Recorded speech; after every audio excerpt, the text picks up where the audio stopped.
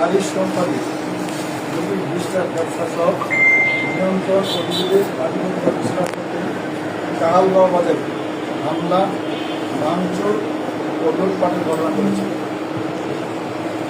সেক্ষেত্রে আত্মবাদক বাবু শরীর সরকারের গ্রুপের স্থানীয় নেতাকর্মীরা জমির বিস্তার হতে প্রতি মাসে লক্ষ লক্ষ টাকা ইনকাম এত টাকা ভাগ বাটোয়ারা নিজেদের করে নিতে স্থানীয় বিনিয়োগ গ্রুপের মধ্যে হামলা সংগঠিত হয়।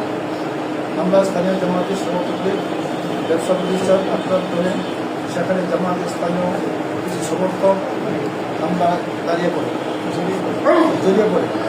পরবর্তীতে উক্ত হামলা জামায়াতের উপর দায় চাপিয়ে যদি আন্তঃপ্রদ আড়াল করতে উপজেলা শ্রমিক দলের সেক্রেটারি আব্দুল কাইয়ুম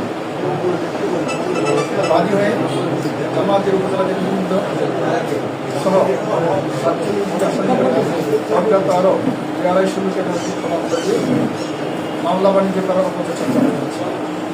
অথচ জামাতের সমর্থকদের ব্যবসা প্রতিষ্ঠানকে রোড হয়ে দেওয়া দুই সারাবেশি উত্তরা বাজারে গতকালকে দুপুরের সময় সাধারণ জনগণ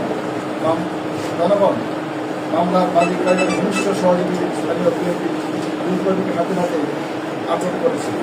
আটকের পর লুটপাটের ঘটনা সহ ঘটনা ভিডিও ফুটেজ ইতিমধ্যে আপনারা লক্ষ্য করেছেন। প্রিয় সাংবাদিক বন্ধুগণ, উক্ত ঘটনার সাথে জামাত ইসলামী বিরোধী শিক্ষা নেগেটিভ তৈরি করে যে অপপ্রচার চালানো হয়েছে আমরা তার তীব্র নিন্দা ও প্রতিবাদ জানাচ্ছি।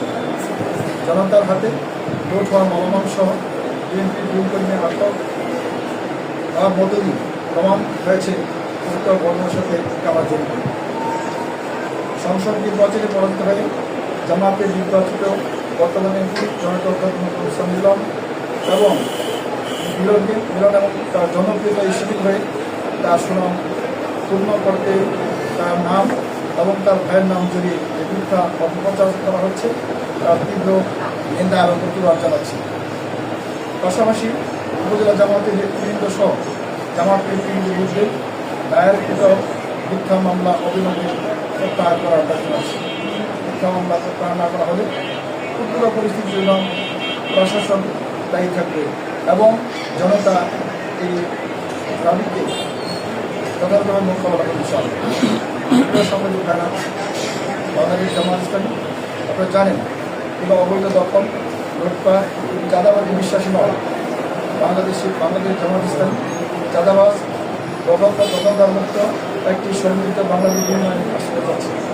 গত 7 এপ্রিলে কাহালগাঁও সংঘটিত ঘটনাসে বাংলাদেশ জামাত ইসলামী ফুলবাড়ি জেলা পুনর্গঠিত হয়।